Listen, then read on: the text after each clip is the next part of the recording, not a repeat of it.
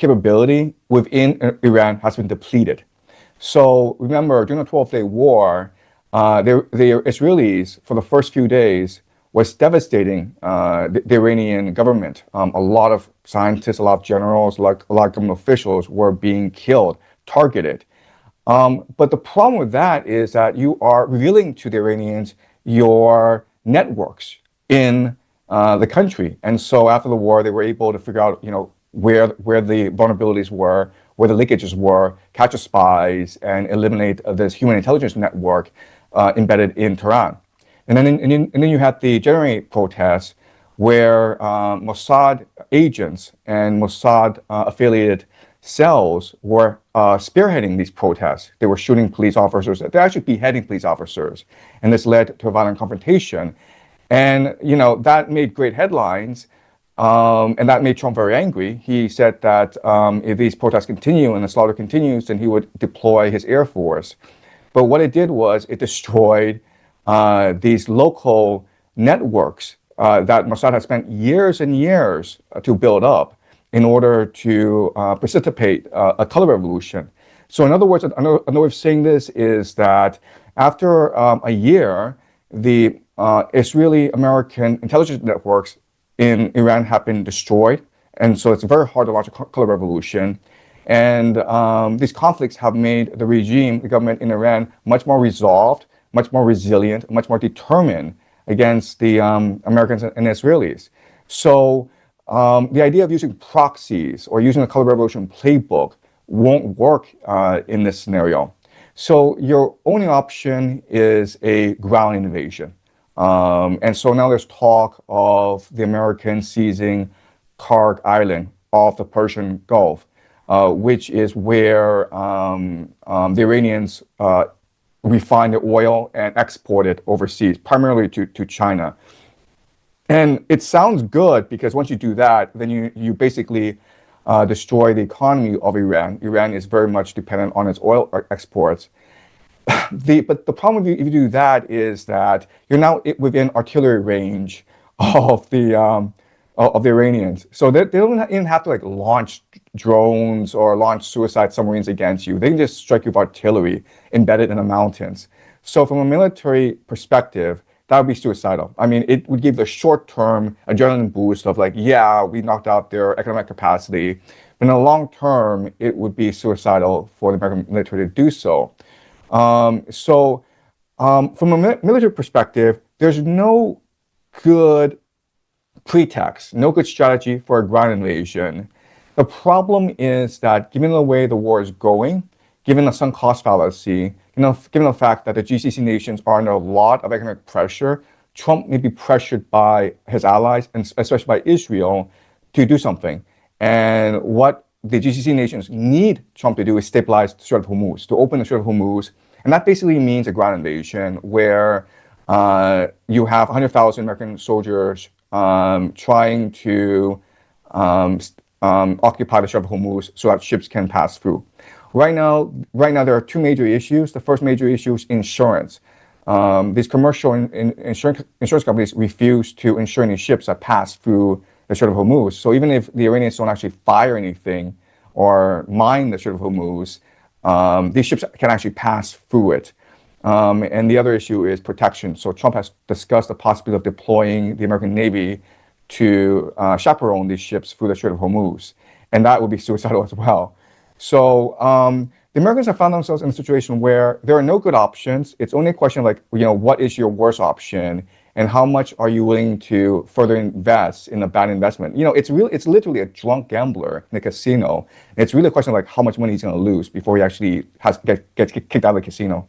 So I saw the report from the Kurds. I'm not sure if this is true, that they rejected the invitation to fight against the Iranians, which you detailed in your lecture that this was going to be the strategy. They were going to try to arm the different ethnic groups because Iran is very ethnically diverse. There's only about 50% of the country are strictly Persian, but you have the Kurds in the northwest, you have the southeast region, you have, it is a very diverse country. So this has failed. And now the only way to really reclaim the Strait of Hormuz is with the ground invasion. You wrote in your Substack that in order to complete actual regime change, that you would need 500,000 soldiers, but you estimate to be successful, they would need 2 million. Yeah, so experts are saying that Trump may deploy 500,000 troops, which is the bare minimum. And what I'm saying is that just to be, I mean, like militarily, you would need at least 2 million. Because remember, it's not just combat troops; it's also support as well. So you have to think about the logistics network that you need to protect, and that's the issue that they faced in the Iraq War in 2003. So, on the news, you saw these Americans doing thunder runs in Baghdad. It was good optics. But what was not reported was that the American military was moving so fast throughout Iraq that their logistics network got left behind. So their transport was left behind. And it was easy prey for the Fahedin, which is the armed militia of the Iraqis. So even though the main military suffered greatly under the American attack, it was actually the armed militia, okay? And these are just volunteers. They were doing tremendous damage to the American military logistics network. And so the Americans are good at shock and awe. They're good at air wars, a quick in and out. They're bad at fighting a long-term ground war. In fact, I mean, the Americans have not fought a long-term ground war since Vietnam, and that was just a dumpster fire. And there's a lot of analogies we can. Vietnam War seems like it's a repeat of this disaster. It's extremely unpopular with the youth. Vietnam War in Iran, you can see most people, besides the Western Iranian diaspora, which I'm so confused about that they're supporting of this, that they think that this is going to free Iran. But the similarities, which you outlined, the fact that Vietnam won, they didn't lose the war because they have familiar terrain with the jungles. Iran is surrounded by a mountainous region, so if they do put a ground invasion into Iran, they can hide in the mountains and just play hide and seek until this is a failure. I'm also seeing the report, so I want to get more into the strategy and asymmetrical warfare. But let's start with the pretext of this war. They keep saying that there were 30,000 protesters, which you have correctly pointed out was infiltrated by CIA and Mossad, confirmed by Mike Pompeo, former CIA director under Trump's first administration. Is this 30,000 number correct? Because we haven't seen any footage of these bodies. Well, the Iranians say 3,000. And so 30,000 is, I think, an exaggeration.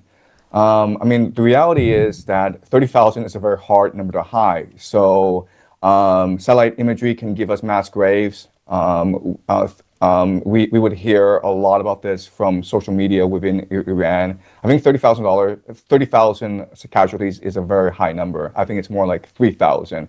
I mean, like, these are people, right? So there are names, there are families, there's documentation.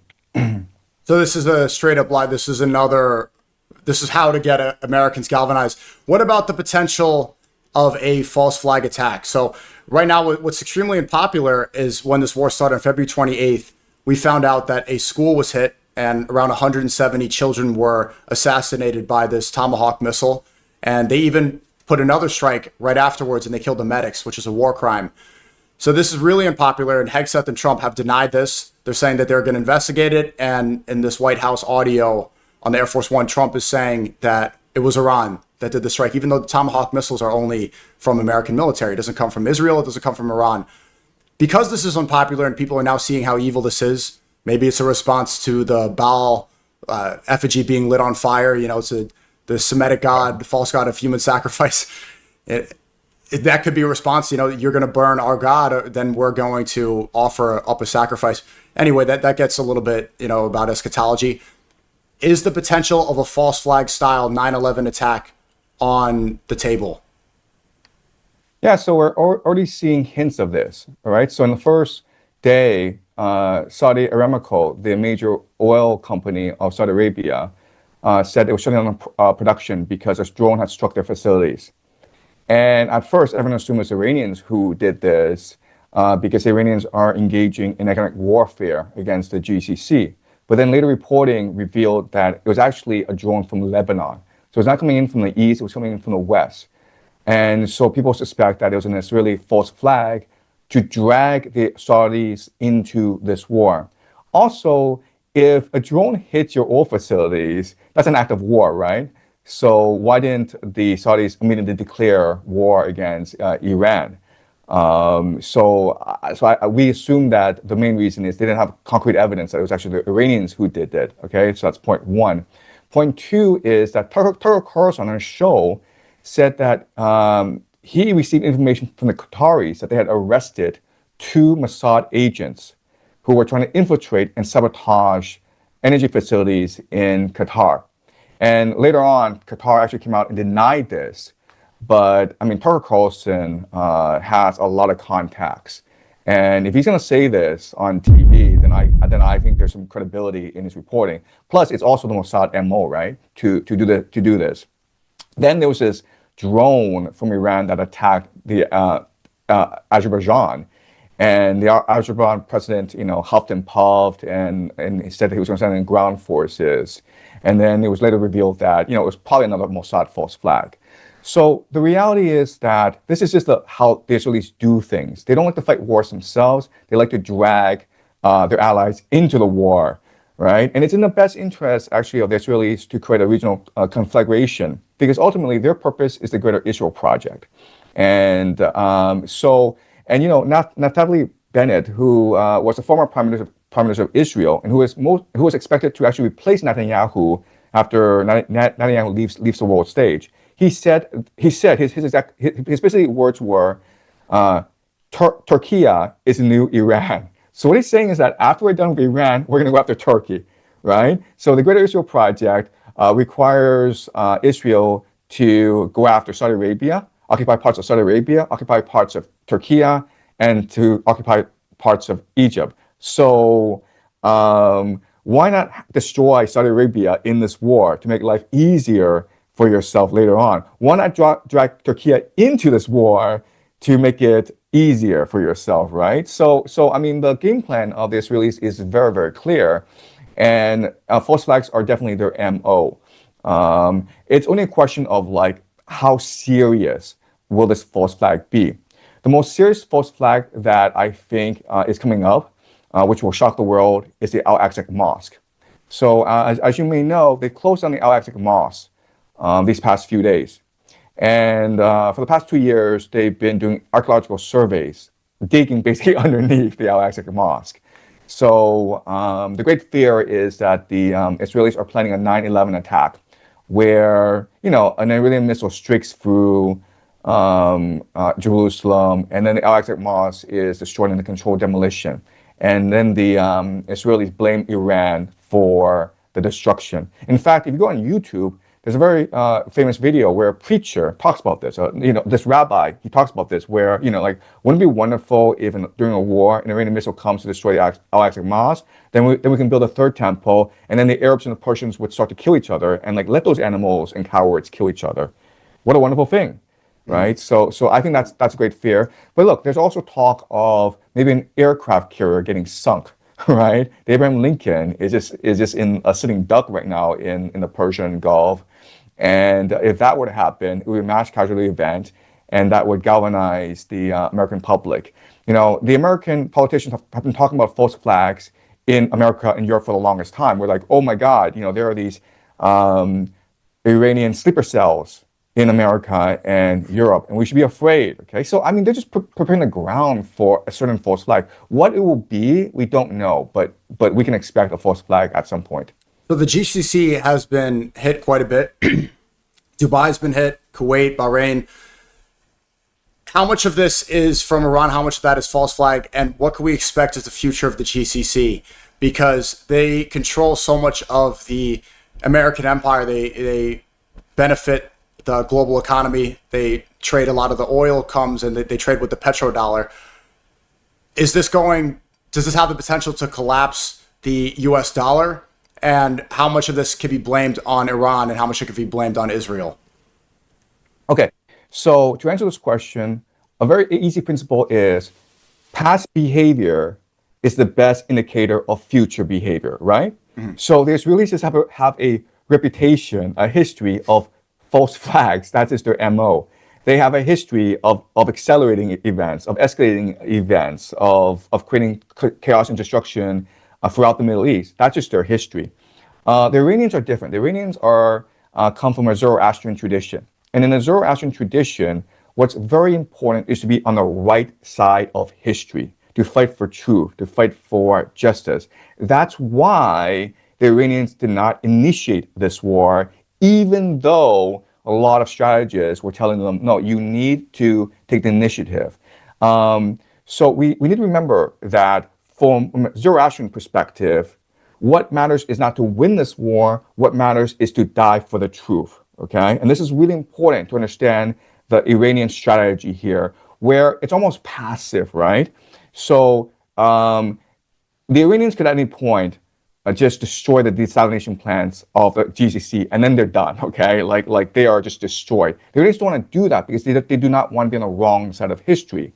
But then the Americans struck a desalination plant within Iran, and now they have to respond by striking a desalination plant in Bahrain, right? So the Iranians are sort of passive, but they're controlled and they're measured, and they're trying to make sure they're on the right side of history. So I think that will be the strategy moving forward, where they don't want to be seen as the aggressor in this war. They just want to be seen as defending themselves, defending their sovereignty. Okay, that's point one.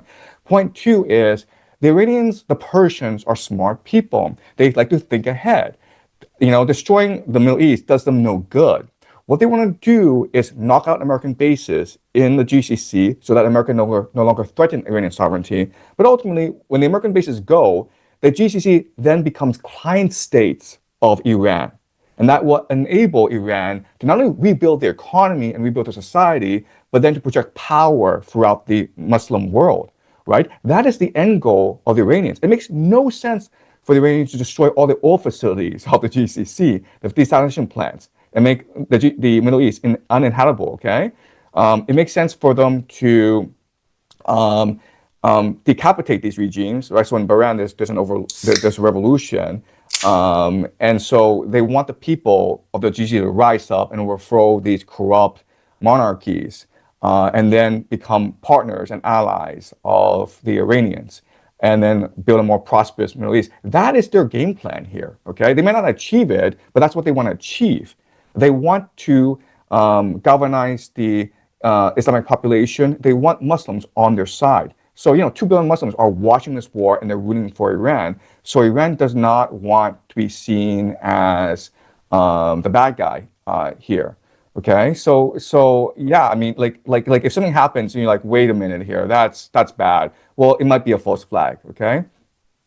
And when can we expect that the GCC? I saw you predict that you think the GCC is going to go bankrupt, and that the reputation Dubai has, they pushed a big marketing campaign to try to say, look how safe it is. And all the influencers I'm sure you've seen are, look, it's there's not that many bombs around here. It's fine. I'm walking through the Dubai Mall. Yeah. Everything's fine. Yeah. Don't panic, everybody. It's like that SpongeBob meme where everything's on fire and this is fine. So is the reputation of Dubai and the GCC, these countries, is it ruined? And what is the inevitability that they go bankrupt? And I hope they don't. I like these places. Right. So these places are mirages. So let me explain what I mean. These places exist as constructs of empire. So for the longest time, the Arabian desert was mainly nomadic people, sparse population because the water supply, the agricultural system did not support a large population. But with the rise of the Anglo-American Empire and the need for oil, and the fact that the Anglo-American Empire could protect these Gulf states in their oil production and provide safe passage for the oil across the world, then these states were able to rise very quickly. And we're talking like 50 years, okay? These are not old established civilizations. These are like new money. But the problem is that they're not sustainable, right? And for 3 reasons. First of all, again, they don't have a fresh water supply, no major rivers, and so therefore they rely entirely on desalination plants. Desalination plants supply about 60% of the water supply for the GCC. Okay. Second is that these are not agricultural nations, so they need to import about 80 to 90% of food from overseas. That's an incredible number. Okay. If the Strait of Hormuz stays closed, people could starve to death in the GCC. And the third is knowledge workers. So they don't have the human capital to support a large economy. Therefore, they have to import it from overseas, right? There are a lot of Indian workers who work as fast food workers. You have British working in PR. So these are not real societies, and and so it's all been a mirage. So they spend a lot of money creating this image of themselves as safe and secure places where you don't pay taxes and you can make a lot of money. So put all your money here. And people were putting their money in Dubai. But guess what? Just one drone, one ballistic missile has destroyed this mirage. And once this mirage is destroyed, it's never coming back. So we can expect billions and billions of dollars to flee the GCC, especially the UAE, over the next few weeks. And is this a paid marketing campaign? I'm sure you've seen these info. Could we expect that they're trying to do damage control? Yeah, they are. And honestly, these influencers also have property in Dubai, right? Yeah. So it's in their best interest to maintain the image that Dubai is still vibrant. But look, once a mirage is punctured, you can't see it again. Okay, so I mean, it's done. Yeah. I don't see a future here. And what would you say to the Iranian diaspora there doing chants saying, "Thank you, Trump, thank you, Bibi," while the footage of Tehran up in flames, right? They're attacking the water supply that affects villages. The airport's been bombed. Hegseth is saying, almost a word for word quote, that the only people that should be afraid are the Iranians that think they're going to live. Trump saying that they are going to be decimated and that they're evil people. What would you say to these Western Iranians that are supporting Epstein regime bombing their country? Right. So first of all, what the Americans are doing in Tehran is essentially war crimes, right? So they destroyed oil facilities. These are civilian oil facilities that civilians need to just live. And the entire city is covered in acid rain. It's black. I'm not sure if you've seen footage from Tehran, Yeah, I but have. and these oil products are going to cause cancer, long-term cancer. So they doom the civilian population of Tehran. And the irony, of course, is that if there's one place that would be most supportive of regime change, a city that would most welcome the Americans is actually the city of Tehran, with its progressive, well-educated urban population. And now you've turned the entire city of Tehran against you. You've unified the Persian people because now they see this as a matter of life and death. With regard to the Persian diaspora, well, I mean, they are just a diaspora, right? So they're similar to the Cubans in Florida. If you go, yeah, if you go to Miami, right, like someone like Marco Rubio, they're all crazy when it comes to Cuba. Right now, look, people forget this, but right now, the Americans are starving to death Cuba. Cuba relied on Venezuela energy, and once Maduro was kidnapped and replaced, then these oil exports declined, and now Cuba is under de facto embargo. They cannot get any energy, and so they don't have water. They don't have electricity. They're starving to death, and no one's reporting this. And these Cubans in Florida are celebrating the fact that wow, now they can go home. And so the same situation with the Persians in LA, where they were kicked out in 1979 because they were corrupt and they were decadent.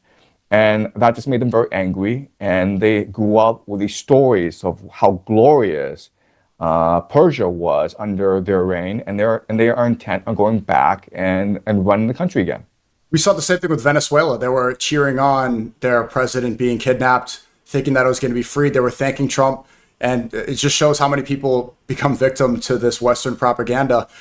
And in the midst of all this, they are saying now, I'm seeing Lindsey Graham and Trump talk about Cuba is in the midst of this war. Now Cuba is next. Why Cuba now? What is really going on? Is it the fact that they're not involved in the Rothschild central bank system? Why Cuba in the midst of Iran war? Right. So I think this is very much an empire in decline. So if you just look at all these empires in history and how they behave when they are in decline, they behave exactly like this, where they're going and conquering anyone they can to prove that they are still the empire. So an empire in decline, the decline is basically you cannot reverse decline because your people, the very nature of your people, have become corrupt, right? So before Americans worked in factories and made things. Now let's make things up, meaning that for the past 20, 30 years, the main economy was focused on financialization, creating like these derivatives, creating these gambling mechanisms for the world, and that led to, of course, the 2008 great financial crisis. And America's never really recovered from that. I mean, look at the decadence in America today. I'm not sure if this statistic is correct. You can tell me if this is correct or not, right? But apparently, 20% of all American white girls in their 20s are on OnlyFans, something like that. All right. I'm not sure if you've heard this, but just the idea that you have a percentage of American white girls in the 20s all on OnlyFans. That's just incredible to think about, okay? And like the people joke that that's what America wants to do. America wants to liberate Iranian women so that they can go on OnlyFans and enjoy American corruption and decadence, all right? Yeah. So the statistic says on Google that for women age 18 to 24, roughly 14% are active on OnlyFans. So that's 18 to 24. Right. Imagine it's probably 20% or maybe 30% if you go up to 35, 40 years old. And the percentage of these women that are white, it's about 70%.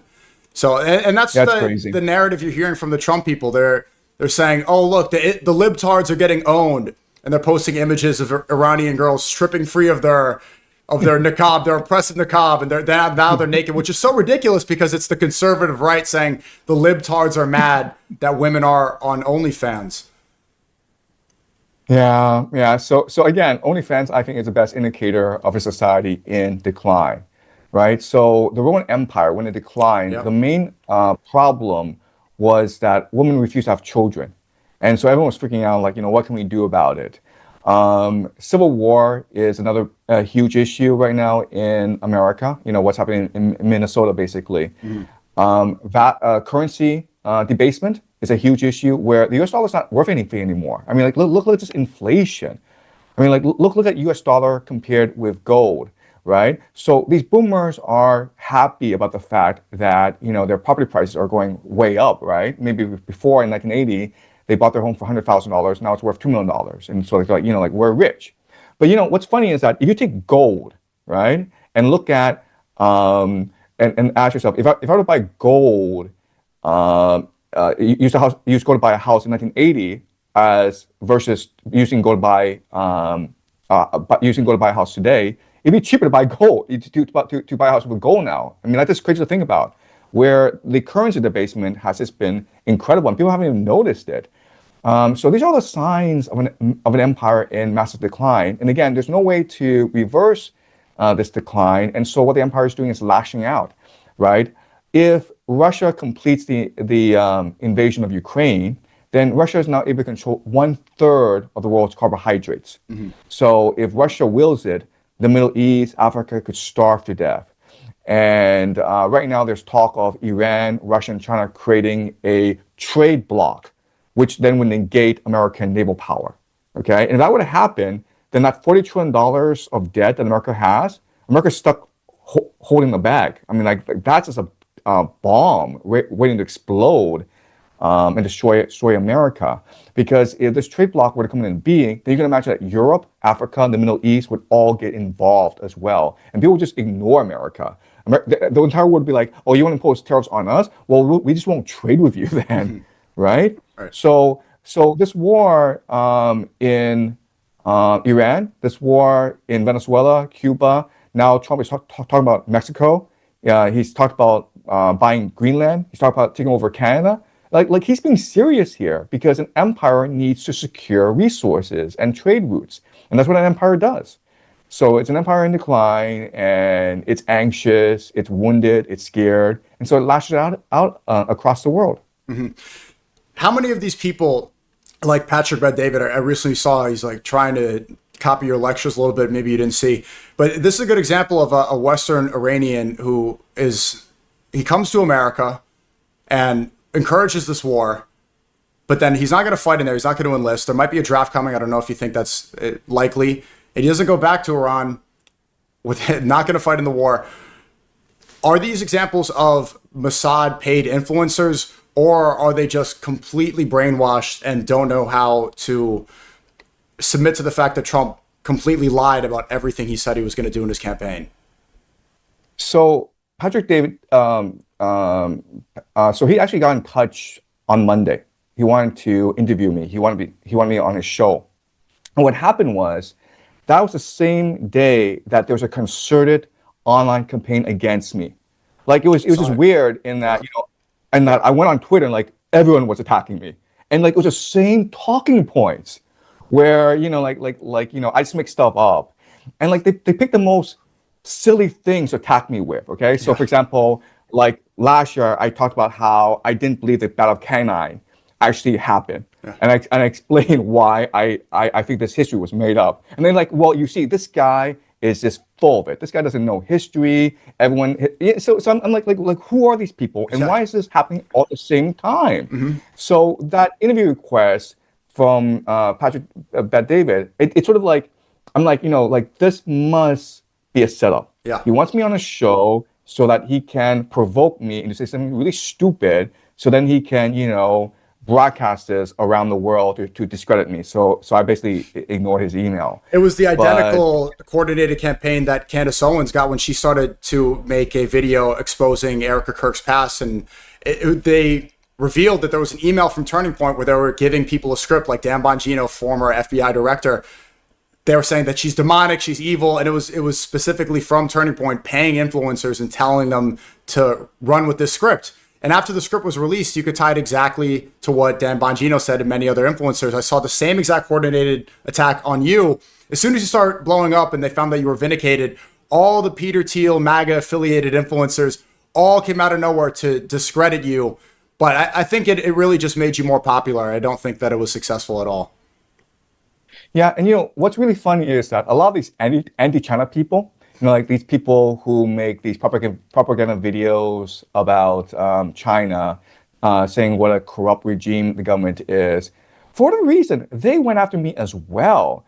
So I wonder how much of the internet is actually organic. I mean, like who are these people, and what's the problem with me? I'm not even talking about China, man. I'm talking about like Iran. Why are they coming after me? You're not anti-com, but you criticize communism heavily. And they say that if you're a CCP plant, then you would love communism. But you talk about how this was created to distract people from faith and make people focused on secular politics. So there's no real evidence that you would be, influenced by anybody other than your own research. Yeah, I mean, it's very hard to come after me just because, I've made a lot of videos and I take a lot of controversial positions. And I'm only interested in intellectual speculation. I'm interested in ideas. I'm not taking a side. And what I do is I make predictions, and I try to explain my predictions to better enlighten the population. So it's very hard for them to actually attack me, but that didn't stop them. Right. A lot of people wanted to ask you how you were able to predict so much, but I mean, it's pretty easy to understand. If you watch your lectures, it's and you mentioned it earlier in this conversation, that the best way to analyze behavior is see past behavior. And so it's really the fall of every empire is the arrogance and the concept of hard times create strong men create good times create weak men.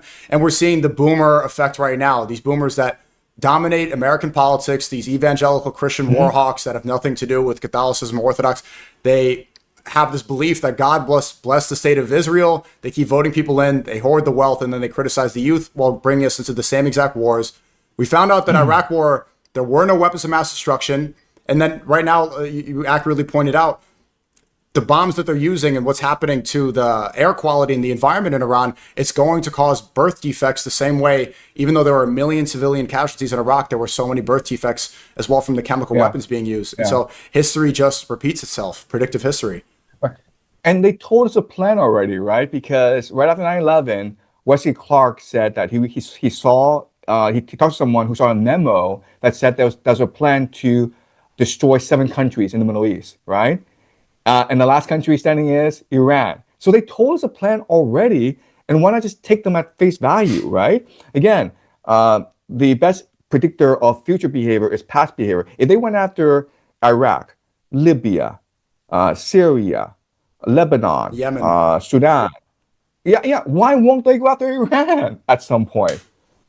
Yeah, and Netanyahu said he's been trying to get this done for 40 years, and Trump finally did it. This is all public. And Marco Rubio said that Iran did not pose a threat on America, that they attacked because they were threatening Israel. It's clear who struck first, and people still buy the propaganda. The major lie that's being spread is that, okay, well, we can't allow Iran to have nuclear weapons. We can't allow Iran to have nukes. But Israel has nuclear weapons. And when JFK tried to investigate their nuclear program, you saw everybody knows what happened to JFK.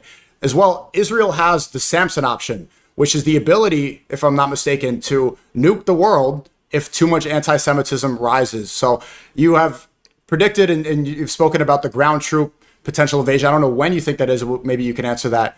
But what is the potential of a nuke dropping? Right. So I would actually discount a nuke dropping. Okay. So and this is something that I think occupies a lot of people. But we'll explain why I don't think this will ever happen. Okay. Okay. The first reason is the Samson option. The Samson option, as you point out, is that Israel will literally nuke the entire world if its existence is threatened. Okay, it's not a conspiracy. It's just their policy. Okay, so that's a strategic nuclear arsenal you're using for strategic purposes. If you want to use a nuke in a war, that's something called a tactical nuclear strike, right? Now it's actually hard to change military doctrine in the middle of a war. It's almost like asking a football team to go play hockey, right? Because remember, a military is a bureaucracy. There's everyone's trained to think a certain way, and so a tactical nuclear weapon would go against every military doctrine in the world. So I don't think that it's so. If people talk about it, but I think it's beyond the capacity of both the Israelis and the Americans to actually use a tactical nuclear weapon in Iran. Okay, that's point number one. Point number two is that you would use a tactical nuclear weapon if you want to win this war at all costs. But that's assuming these guys want to win this war. But if you look at the eschatology, right? If you look at the entire premise of the Greater Israel Project, they want to actually lose this war. Why? Because the point of America going into Iran with a ground invasion is for Americans to lose so badly that they're forced out of the Middle East. America is forced to go back into the Western Hemisphere. They no longer involve themselves in the Middle East. And so when America goes, CENTCOM, Central Command, folds naturally into Israel, thus creating the Greater Israel Project, right? All these American bases, all the American technology, the satellites, the airplanes, the bombs, all go into Israel, right? So it benefits actually Israel to drag this war out as long as possible, to force a ground invasion that destroys American morale, and then they pick up the pieces, right? The longer this war goes on, the more destruction there is, the more Israel benefits. Mm-hmm. So Israel is now getting bombarded, especially Tel Aviv, by Iranian missiles. But you may not have known this, but there are actually Israelis in Tel Aviv burning down their own homes for the insurance money, right? So the Israelis have absolutely no problem with destroying their own country if it means more profit in the future. Okay, they don't. So that's their calculus. Okay, that's point number two. Like they don't want to win this war; they want to lose this war. Mm-hmm. Point number three is this: if Iran were to collapse, if the Israelis and Americans succeed in occupying Iran, Russia would be in a lot of trouble. And we talked about this last time, right? Where Russia would be insistent on making sure that Iran is coherent.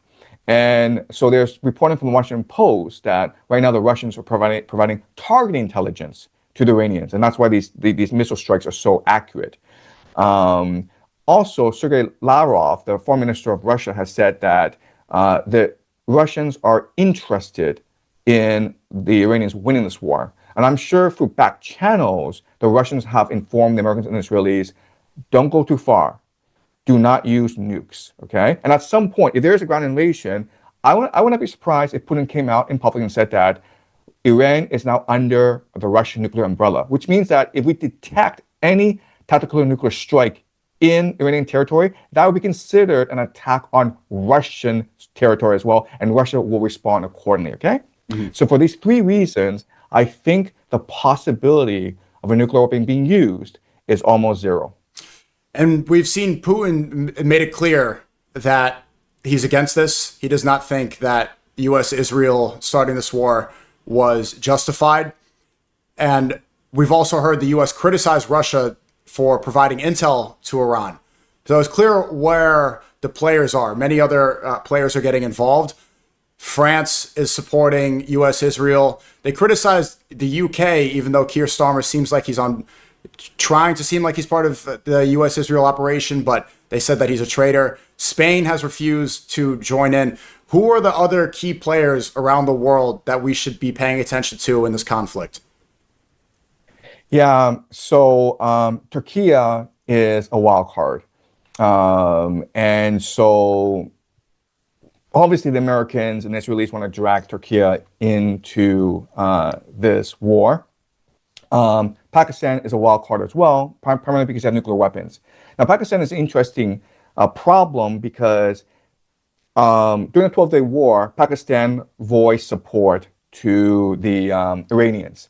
But then, a few months later, Pakistan signed a mutual defense pact with Saudi Arabia, which meant that if Saudi Arabia is under attack, then Pakistan must come to its defense, primarily by using nuclear weapons. Okay? So if Israel is able to stage more false flags against Saudi Arabia, and if Saudi Arabia declares war against Iran, then Pakistan would be obligated by this treaty to enter the war against Iran. And Pakistan might actually be the place where the Americans actually staged the ground invasion from, okay? Because the south east of Iran is actually much more vulnerable than the northwest of Iran. So that's a possibility. Okay, so Pakistan is a wild card. Another wild card is North Korea, right? So let me explain why. When the Strait of Hormuz is closed, the economies that are most impacted are actually the Asian economies. So Pakistan receives a lot of oil from the Strait of Hormuz. India receives about 60% of its oil from Strait of Hormuz. China, it's about 40%. Japan is about 75%. Okay, so this is a huge impact on these economies, and they're struggling. In this sort of situation, North Korea can be a wild card because North Korea can make things complicated by threatening South Korea, right? Now you're diverting attention and resources to dealing with North Korea. And why would North Korea do this? Because it's this game theory. It's just like, like if you are, the poor kid on the block and you have an opportunity to steal from other people, then do so. Why won't you do so, right? So because of this conflict, if North Korea just says to South Korea, you either give us $1 trillion or we'll just bombard you with artillery, guess what? They're going to get $1 trillion, okay? So North Korea is a wild card. I would not be surprised if very soon conflict arises between North and South Korea. Also, Japan is a wild card as well because China, it's sort of self-sufficient, but Japan is a very wealthy country that is completely dependent on global supply chains, right? So the Prime Minister Takayashi said to the cabinet that if this war continues, if the Strait of Hormuz stays closed, we will run out of oil. We will run out of energy, not oil, but energy in 7 to 8 months. Okay, people don't really appreciate how much petroleum is the basis for the global economy because not only does it give you energy, but it also gives you plastic products, right? It also gives you access to high tech, right? So the entire EV industry, artificial intelligence, anything high tech is dependent on access to petroleum, right? So Japan cannot afford to wait. It needs to take the initiative. And I don't know what that means, okay? But I imagine it means two things. The first is massive deindustrialization so that you are less dependent on energy. The second is massive remilitarization so that you are able to create your own supply networks, okay? So Japan and North Korea, I think, are also two major wild cards. Then you go to Europe and, Britain, France, and Germany have discussed the possibility of entering this war. France, I think, is going to send an aircraft carrier for who knows why. It's just like why? What's the point here? But like The issue for these European countries is that because of the Ukraine war, they lost access to cheap Russian energy. And so they became dependent on Middle Eastern energy, especially Qatari LNG. Well, guess what? When the war started, Qatar announced that they shut down all their LNG, which supplies 20% of the world's LNG, by the way. Okay, so the Europe is in a lot of trouble. I mean, this war could actually bankrupt and deindustrialize Europe. Plus, if this war continues, you're going to have more refugees flowing into Europe, which is going to cause a lot more conflict. Plus, Europe is committed to sending ground troops to Ukraine by 2029 or 2030. Okay, they've talked about drafting young men to go die in the trenches of Ukraine. So Europe's in a lot of trouble. And we could see the systemic collapse of Europe, basically break down a civil war because of this crisis right now. So Europe is a wild card, that's about it. Okay, and you brought up the fact. I want to ask you. So, part of Islamic eschatology, it says that the Jews and the Christians and the Muslims will be fighting against each other until they realize the greater enemy. And you pointed out the immigration problem. This has been a cycle where there's war in the Middle East, and then, of course, there's so many immigrants because you destabilize the country, you implement regime change, and then people need a place to live. Then the majority Muslim nations, these people go into Europe, predominantly white Christian countries, and there's conflict, and they start blaming the Muslims. They start hating. But there's many videos of rabbis saying, well, actually, we love this, and the Goyim are fighting each other. They don't really see the bigger picture and what's going on. And eventually, in Islamic eschatology, it says Christians and Muslims will unite and realize what is going on. But if it's true that Israel wants America to lose this war so that they have dominant control over the Middle East, because they exist off of American dollars and American troops, how could they afford and how could they protect and how could they have greater Israel without American support? They're a small population. They would have less money. Are they capable of controlling the Middle East without America? Right. So I think that's one of the great misconceptions in the world, which is that Israel is dependent on American power. That's not true, actually. Israel is far more superior than people recognize. Israel has the most dominant military in the Middle East. In fact, I would argue that it's really the American military that restrains the power of the Israelis.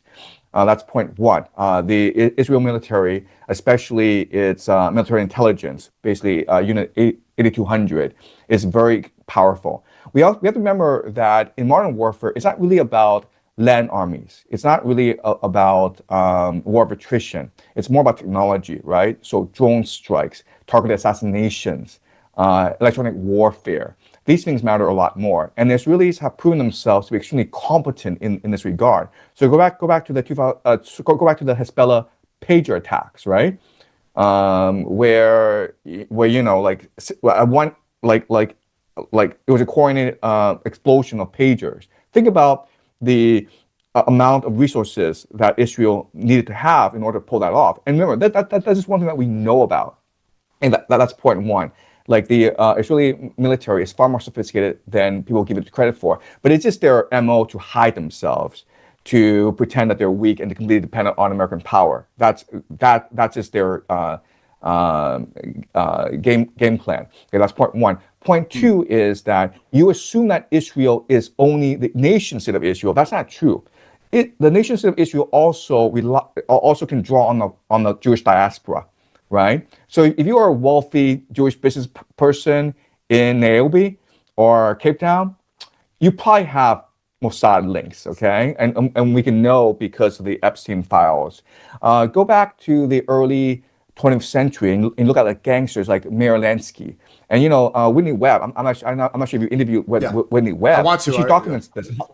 Yeah, but she's wonderful. She documents how Meyer Lansky, the Brofman families, these are all Jewish mafia families that have really close ties to the state of Israel. In fact, you could argue like they weren't really mobsters. They were really operatives on behalf of this Jewish diaspora in order to create the financing, the weaponry, the political patronage in order to help support Israel. And you can imagine that this criminal network, what eventually happened is they didn't go away. What happened was that they intermarried into the national security apparatus, right? Because remember, the CIA was founded with mafia support, both the Jewish mafia support and the Italian mafia support. Why? Because during the Cold War, the CIA did not have foreign intelligence networks, but the Jews and Italians did have foreign intelligence networks. Okay?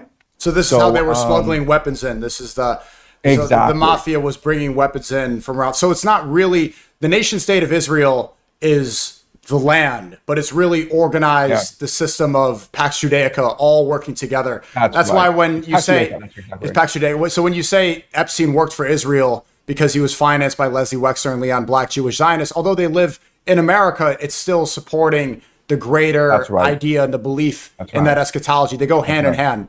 So when people like, Right. Hassan Piker, they say it's fascism, that is a really minimal way to discuss what is Jewish supremacy, and which goes to the Chabad Lubavitch sect, which Tucker Carlson has accurately Yes. pointed out, and rabbinical Judaism, which is not part of original Torah Judaism. All right. So what's really important to understand is that the nation state of Israel is just a tool in the grand scheme of things. Right. Okay. So you talk about Chabad Lubavitch, which is what Torah Carlson talked about. Yeah. Well, Chabad Lubavitch is just the current manifestation of a movement called Sabbatean Francus. And I talked about that in my lectures. Yeah. Right. So the Chabad Lubavitch. So like if you just look at the Epstein files, what you recognize is that this guy was above the nation state. It was just assumed for the longest time that he was a Mossad agent, and Epstein Island was a honeypot operation where he lured, these very powerful Americans like Bill Clinton, Bill Gates, to the Epstein Island so that he could film them in compromising activities. And now, if you actually look at the reporting, you actually look at the Epstein files, what we recognize is that no, that's not true. The Epstein Island was just a weekend getaway. And he was filming them for fun. It was not a blackmail operation. In fact, when Bill Gates and Reid Hoffman, billionaires, okay, these are billionaires, when they were asked, why were you associating with this guy, Jeffrey Epstein? Their response was, we wanted his money. We were hoping that he would give us money. Which is like, what are you talking about? You guys are billionaires. Why do you need his money? So, it's very confusing. Plus, he was using code words like, what the hell is pizza and grape soda? And What the hell is jerky going and to the ice creams. dentist and beef jerky? What is that crap? Okay, so none of this makes sense. But if you assume that he was an operative not for the nation state of Israel, but for a movement that's trying to achieve a certain eschatology, the Chabad Lubavitch people, that makes a lot more sense, right?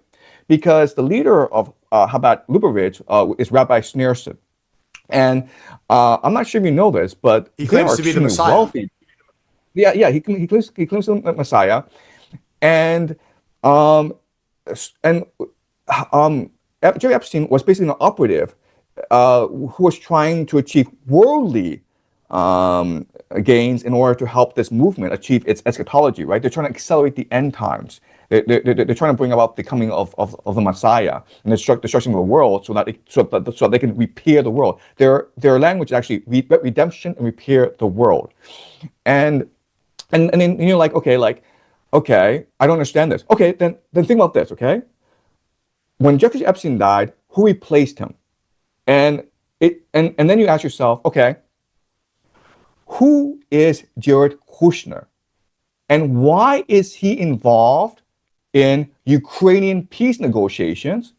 Why is he an envoy to Israel on behalf of Trump? And why is he participating in the Iranian peace negotiations? Steve Witkoff and Jared Kushner are envoys who went to Ukraine to negotiate with Putin to end the war. They met with Zelensky to end the war.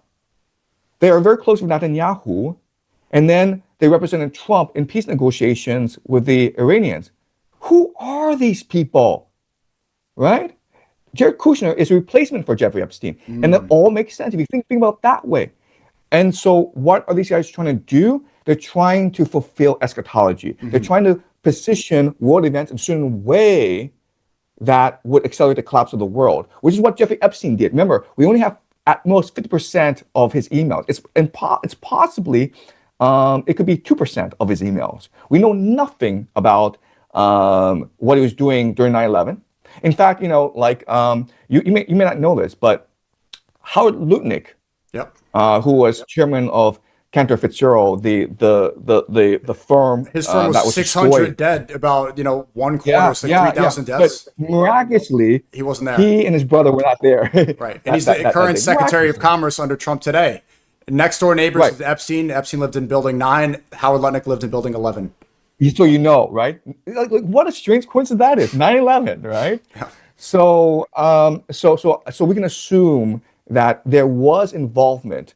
Jeffrey Epstein was involved in 9/11, and he was involved with Libya. He was involved with the 2008 great financial crisis. So this guy was clued in on all these geopolitical events. So who was this guy, and what was he doing? And if you think about it, it's very similar to what Jared Kushner is doing today, right? Where Jared Kushner is working in finance. He's got $2 billion from the Saudis, and now he's manipulating events in the Middle East. And again, the point is to bring about the end times, which is what Tucker Carlson talked about. Right. And like you can't talk about this because Chabad Lubavitch is apparently a very sensitive topic. I watched Tucker Carlson's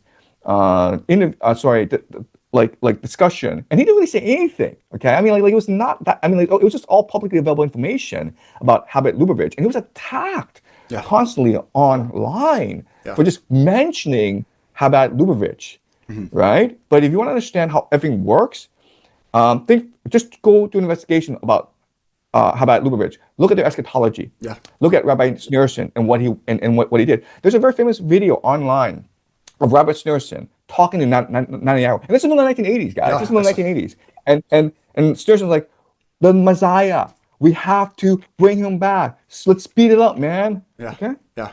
Begging him to speed it up. So you're right. Israel is just another pawn in this greater system. It's much bigger than Israel, far bigger than fascism.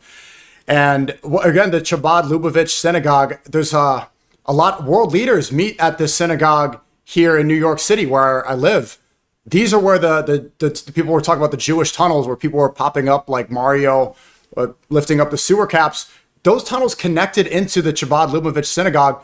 We didn't see any real investigation. Some people found images of bloody mattresses, and nothing came about.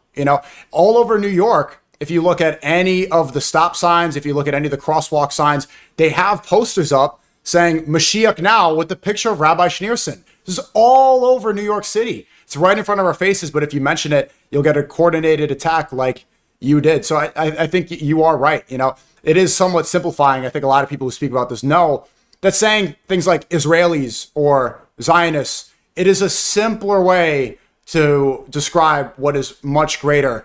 And again, looking back at the Epstein files, I think you have a great analysis of Jared Kushner. He's married to Ivanka Trump, Trump's daughter. Looking back now, if you see Trump's videos on stage at The View and others, and Howard Stern, the way he's talking about Ivanka Trump, and again, Epstein said that Trump was one of the most evil people he's ever met. Trump is saying, perhaps I'd be dating Ivanka if she wasn't my daughter. Maybe, if this is the most evil man that Epstein ever knew, then the blackmail perhaps is maybe something Frankists, which you pointed out in your lecture. Frankists were people that were, fathers sleeping with daughters. This was some of the most evil things they could do, because sinning gave them the propensity to find the divine within, because God is not capable of sin, but we are. And so this ideology has subverted, and it is supportive of the greater thing. Some people are saying that, your analysis of Freemasons and Frankists, that it's a distraction. No, these are subsects that support a greater eschatology, which is to accelerate corruption in the land so that the false Messiah can come. Yeah. So what I want to do now, and I want your permission, is to go over some of the eschatology so people understand what's going on. Absolutely. All right. Okay. So the first thing we need to figure out is the Kabbalah. Okay. So I'm going to give you a simplified version of the Kabbalah to start off with. The book of mysticism, witchcraft derived from this book. Right. Yeah. Right. So what the Kabbalah is doing is that it's taking the Torah, the Old Testament, and it's reinterpreting through the lens of Gnostic Hermetic philosophy, understanding that the world is consciousness, that God is everywhere and everything. Okay. So let me give you an example of the Kabbalah in practice. Okay. So the story of Adam and Eve, right? One of the major questions about the story of Adam and Eve is, why did Adam and Eve disobey God? And that's a mystery. And the Kabbalah answer is this. The Kabbalah answer is that There are two forces in the world, okay? There's God and then there's us, okay? The creature he creates. God is the manifestation of love, which is the will to bestow. God is generous. But for him to bestow, he needs to create something to bestow him onto, okay? So he creates something called Adam Kanman, okay, the world soul, the first creation. And Adam Kanman is the will to receive, okay, because that's how God created him. The problem, though, is that the will to receive is pure ego. And if you're egotistical, you misinterpret the actions of others. If you and so Adam Kemon didn't really understand why God would bestow everything on him. Okay, so it's almost like you have a friend, and this friend loves you, and this friend wants to be generous to you. So this friend spends a lot of money, $1,000, to cook the best meal possible. Okay, and then this friend invites you to his house, and you see this sumptuous banquet, okay? It's like this most the elaborate dinner, and you're embarrassed by all this. You're like, I don't deserve this, or like, what is your intention? Do you need money from me? Like what's going on here? Okay? So Adam Kenmon, as the will to receive, as pure ego, he's not able to receive the fullness of the divine light. Okay? And in fact, this reception spills over, which creates more worlds. And in fact, Adam Kenmon then has to split into 600,000 souls, right? And this is called breaking the world. So the role of the Jews is that they're actually one of the 600,000 souls. This is really important to understand. We are not, as non-Jews, not a human soul. We're animal soul, but they are human soul, okay?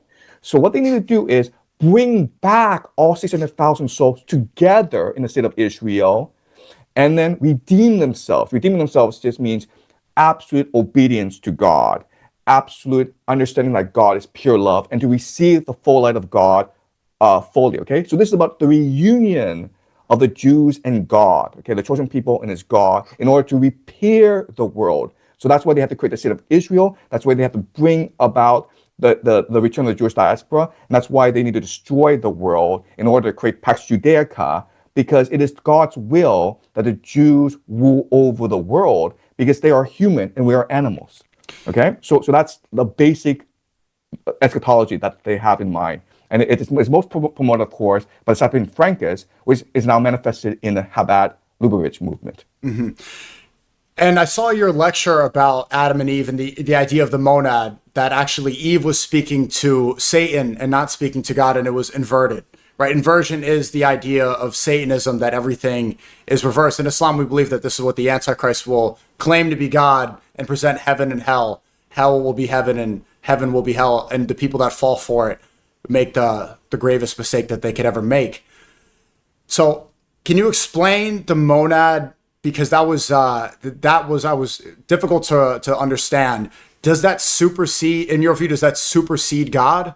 And because you were talking about how monotheistic religions and what the Jesuit order, the books that are removed in the Bible, this is trying to protect the fact that there's the Nephilim and that humans were mating with angels, and that there were demigods upon earth, which people say are manifested, and they could find these zombies in the desert. It gets strange. I'm not trying to scare people, but the idea, what you were insinuating was that monotheism is actually it's a control mechanism to get people to worship Satan instead of God, because the world that we exist in is created by a person who created God.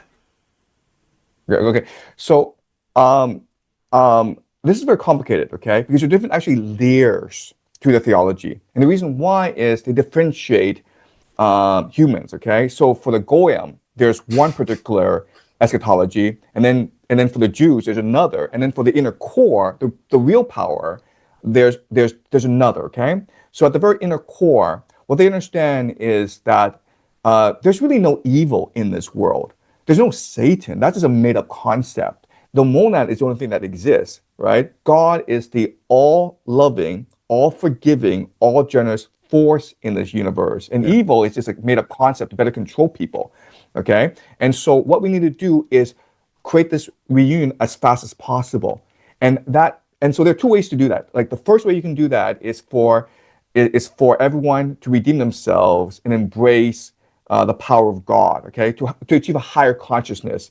In Christian theology, they call this the Christ consciousness, okay? That's one way of doing things, but that's like really, really slow, man. But another way of doing things is to destroy the world, to force the world into complete sin, because then God is forced to intervene, okay? So there are two ways of doing it. There's the slow way, and then there's the fast way. Slow way is, to perfect everyone. And the second way is to break the world, so the world must be repaired. What they believe, and they say this, is that only in the greatest darkness can the brightest line shine. Okay, the brightest light shine. Okay, that's the inner core.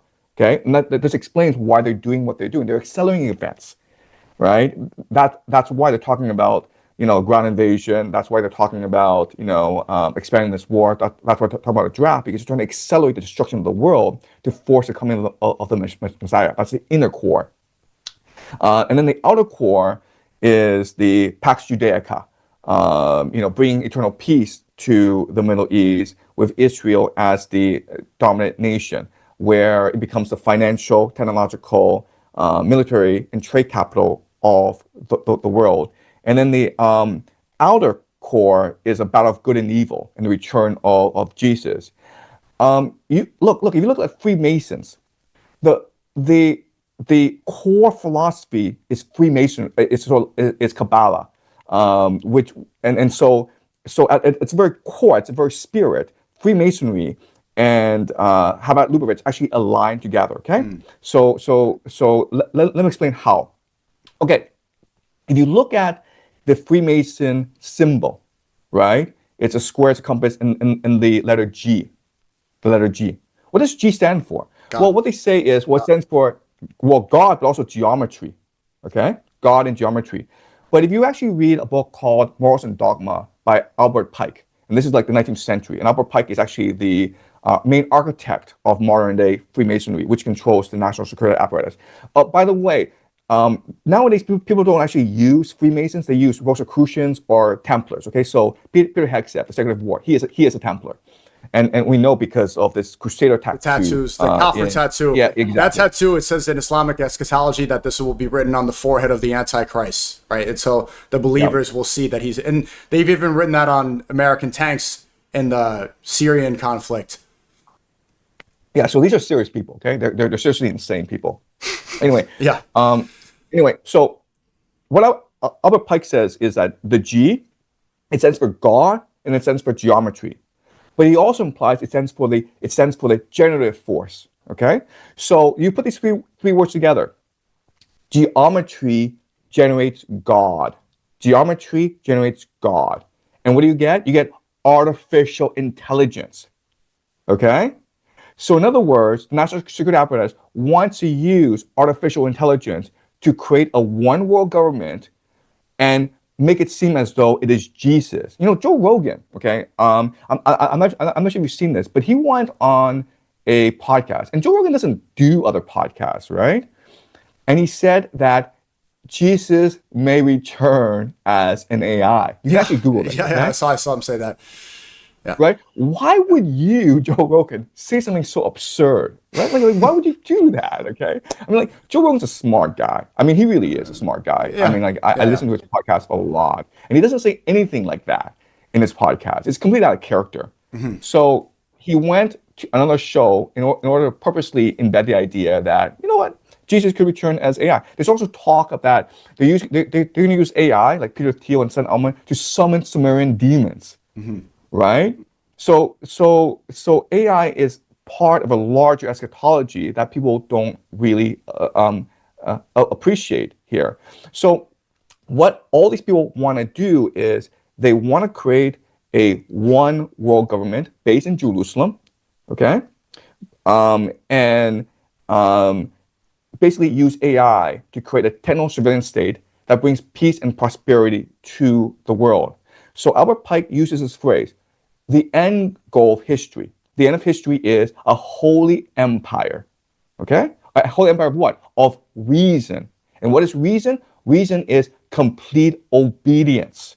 Right? So let me explain this concept. This is really important for us to understand. So let's look at AI and the idea of driverless cars, right? Right now, it's impossible to achieve perfect self-driving cars. Why? Because you can never account for human intention, right? So if you have these self-driving cars on the road, you're gonna have these truckers, these Uber drivers that are gonna lose income. So they're kind of pissed. So what do? Well, they cause an accident with a self-driving car and then sue Tesla or sue another company.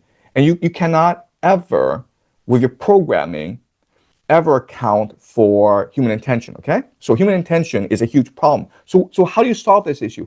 You solve this issue by making every single car in the world driverless, right? You take away the human autonomy to drive a car, and then you have a perfect world where there are no more road accidents, where everyone's driving within the speed limit, and where it doesn't matter if you're drunk, right? Think about what a perfect world that'd be. No more accidents, no more deaths, and like everyone will have access to transportation. What a perfect world. And that's what they want to do with Pax Judaica.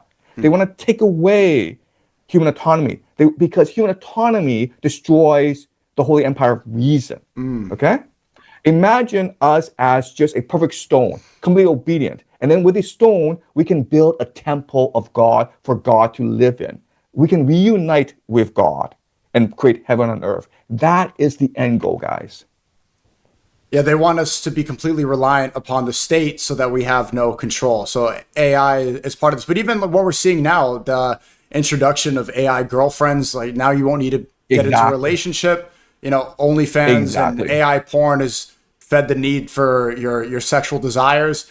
Every aspect of the need for dopamine, for human connection, it's being supplemented by things like ChatGPT is a great example. There's so many women in New York City that speak to AI to validate their problems because they're not going to find a better answer from a therapist or from their friends.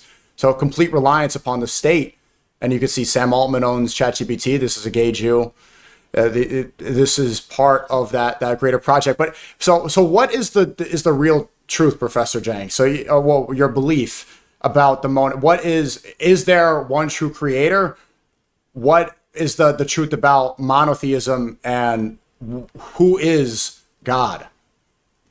Okay, so let me start with the allegory of the cave. Okay, we talked about this. Okay, but the idea is that in the allegory of the cave, everyone is sitting, and they're all chained down to the ground, and they can't move. They can't even, and their necks are shackled. They can't even move backwards. And they're all staring at an empty wall. Okay, and then behind them is a fire, and then these elite, the people in charge, they have freedom, so they take these puppets, and then the fire reflects these shadows onto the wall. And then these are just random shadows, but because we're humans and we like to tell stories, we create our own reality based on these shadows. Okay, and that's a beautiful metaphor and allegory for how the world works, where we are not a body. Okay, we are not the body is absolutely nothing. What we are is consciousness. And the consciousness is absolutely divine and connected to the monad. Okay, so the monad is the totality of all consciousness,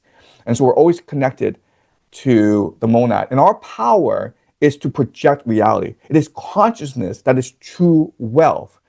Okay, but in order to control us, what the elite needs to do is create illusions to focus our attention. Okay, and the major illusion that they use today is called money. Okay, but money is an illusion. Yeah. So let me give you an example of this. Let's just say that you wanted to create a pottery vase. Okay, well, if you are like listening to music and chatting on GPT and you're not really focused, then the vase you create will be pretty ugly.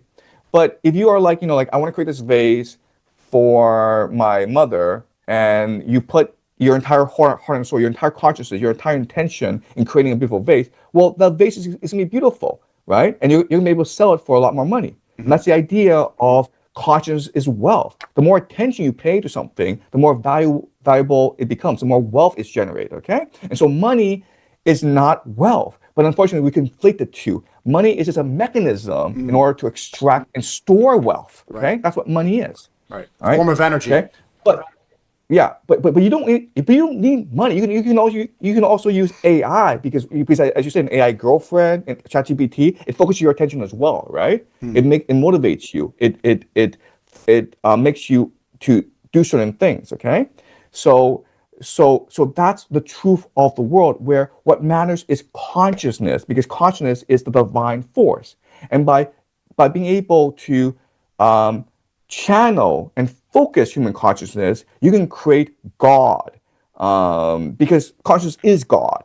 Okay. Is this a Buddhist? So where does this come from?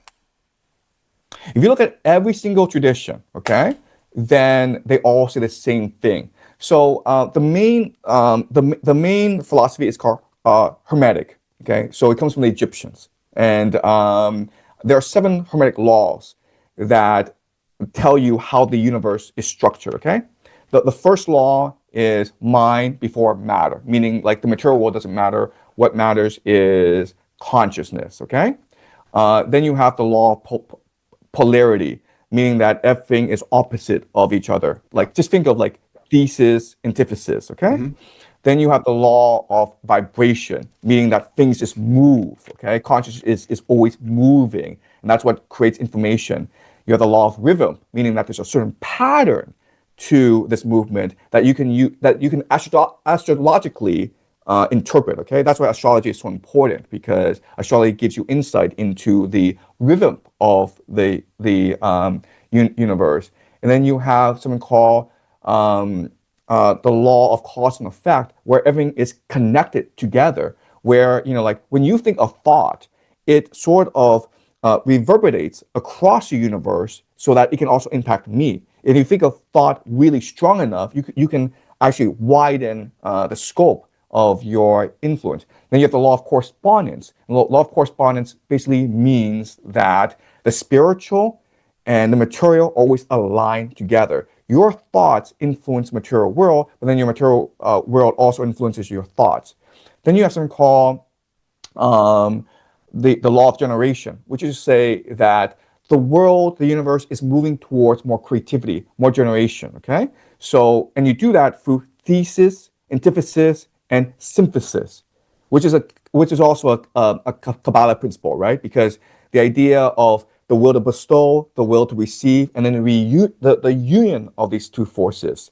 Okay, and that's how the universe works, through constantly generating new things through thesis and antithesis. Okay, and that's the Hermetic philosophy So that underpins Kabbalah. what created the universe?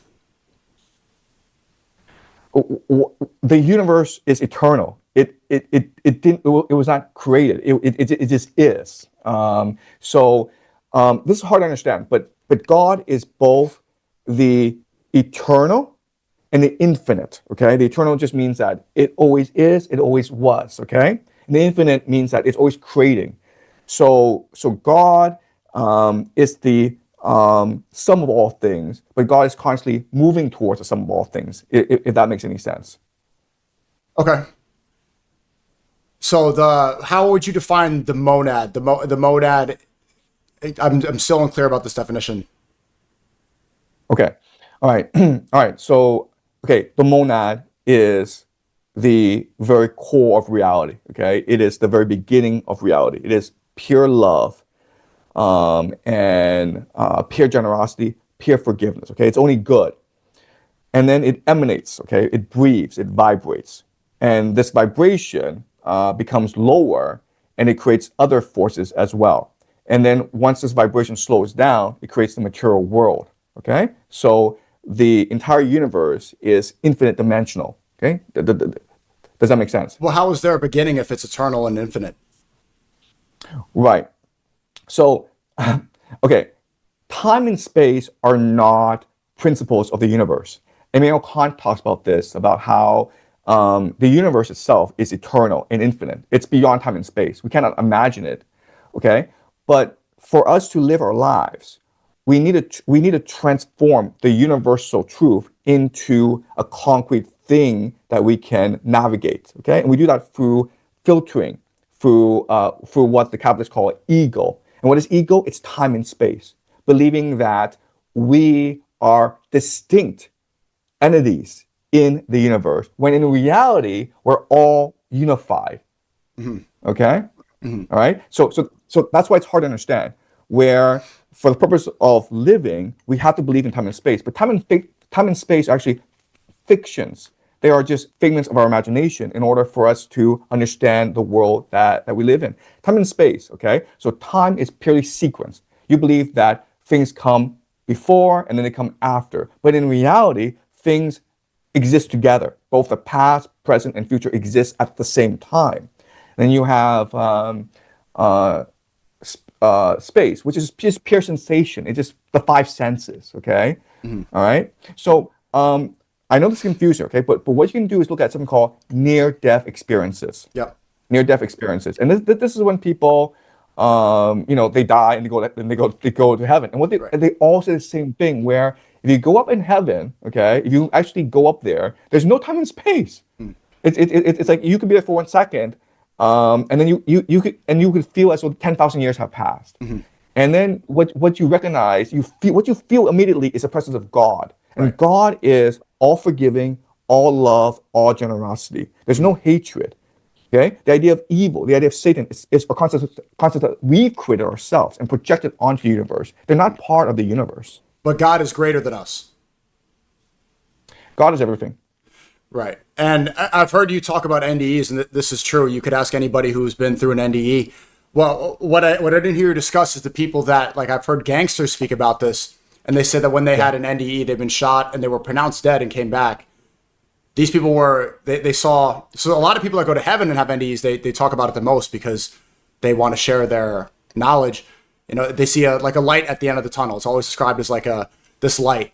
Or even people that have been through psychedelic trips like DMT, they say that they lived like 1,000 lives and time wasn't real. Even though it's like a 15-minute trip, they've had families and, they never are the same afterwards. And maybe that's entering into a different realm. But I've seen gangsters talk about NDEs, and they descended into Red Door. They were going downstairs, and it was almost like that's the description of hell. Do you believe in hell? I don't believe in hell. I think that we are living in hell. I think this earth is meant to be hell. I mean, like, yeah. So I mean, again, the NDDs are pretty consistent. They don't ever mention the concept of hell. They don't know what hell is like.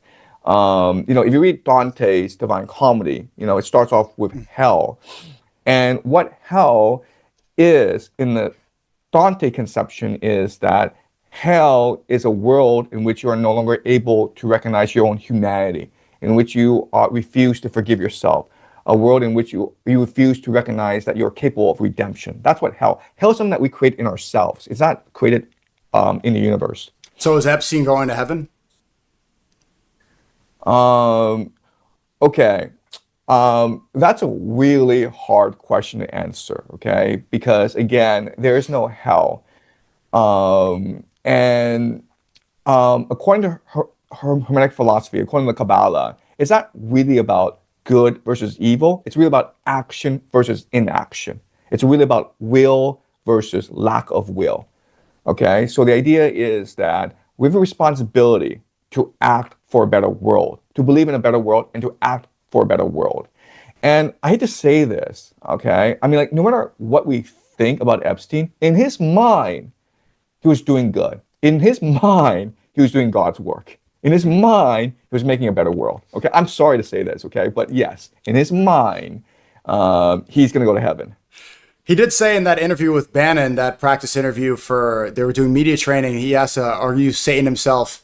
And he said something like, well, I've looked in the mirror. I think that there must be some, and even then, if you see like the way that the IDF soldiers or the Israelis scatter when there's a threat of death, I think that there's an innate feeling, and all their actions start to float. And it's not proof of hell, but I think everybody knows that they'll be held accountable or everyone thinks that they'll be held accountable for their actions. So maybe it's not heaven, but I will never be able to concede and believe that Epstein is going to heaven. Right. So what I would say is this: how these people work is they climb the power through blindness. Okay, they become blind to their own depression. They become blind to their own deficiencies, and they're just completely focused on climbing the ladder. And they're just obsessed with power. And the thing that they don't want to do, the worst hell is if they just stop rest and look in the mirror, okay? And they can see the evil in their faces. That to them is the worst hell. That's why they're so motivated, because they're trying to run away from their own demons. Right. So what they're most afraid of is death, because when death comes, they may not go to hell, but they have to account for their actions. They have to like look at themselves in the mirror when they die, and they have all of eternity to look at themselves in the mirror, because all these memories that we generate, everything that we've done, you will see what you did. Which is which is a when form of hell, right? Like being held. it is See, hell. yeah. For these people, it is the worst hell, and that's why they want to live forever. Not because they particularly love what they're doing. It's because they're afraid Yeah. of like the eternal. Yeah. Yeah, yeah. They want to become gods on earth because their That's mortality right. is what they fear the most, and being held That's accountable right. for their actions. And the differences between Epstein regime and something like Iran is you kind of alluded to it, and I suspect that you believe this, the idea of martyrdom, especially within Shia Islam. So I saw there was a report from, I forget his name, but there's a theory that Khomeini allowed himself to be martyred because the belief in Islam is that martyrdom Oh yeah. allows you the highest rank in heaven. So Khomeini, 86 years old, reportedly Yes. had cancer. Not Prostate extreme cancer too. prostate cancer, Painful extremely prostate cancer. Yes. stage Painful. 4. Yeah. You said stage I don't know, but it was prostate cancer. Yeah. Right, 86 years old. This is not somebody capable of leading an army into battle. The most effective use he could have, the best use in this warfare would have been to inspire the people, because you point out the asymmetrical warfare. Iran fighting against an army with a lot more soldiers, with a lot more finances, and the advantage they have is that Americans are not inspired for this war, but the Muslims in Iran are completely, this is part of their every fiber of existence. And so having someone like Khomeini be martyred unites people in a different way. Do you think that he allowed himself to be martyred?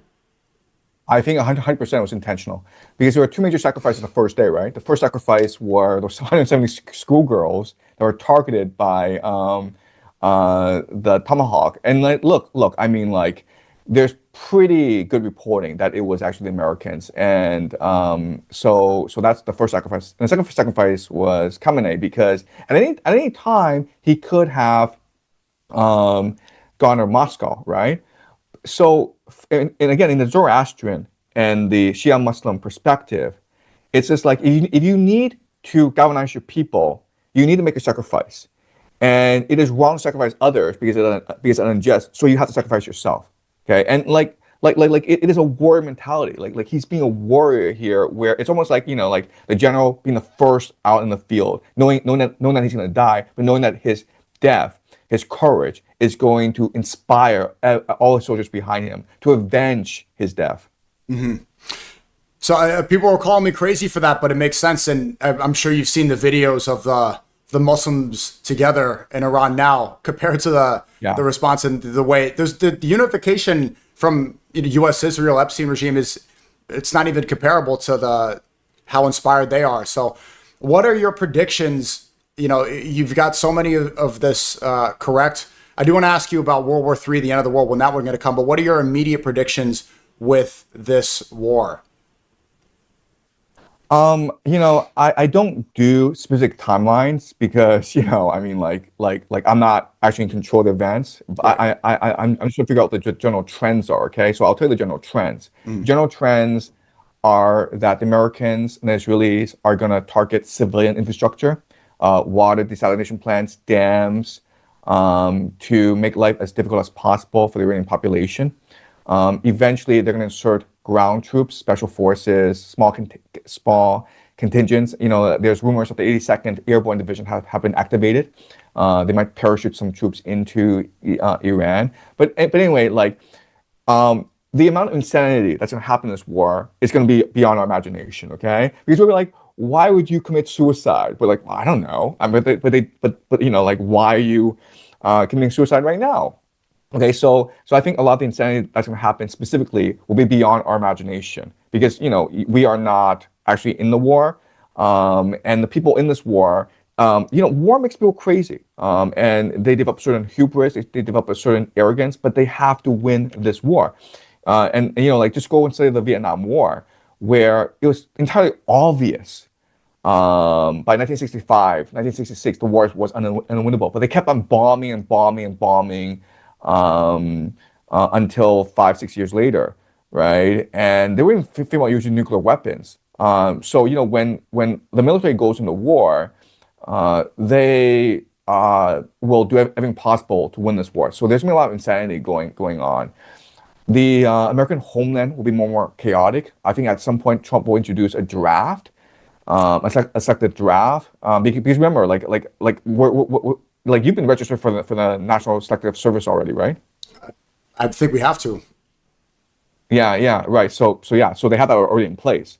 So it's pretty easy to do the draft. So I think that's going to split the country apart.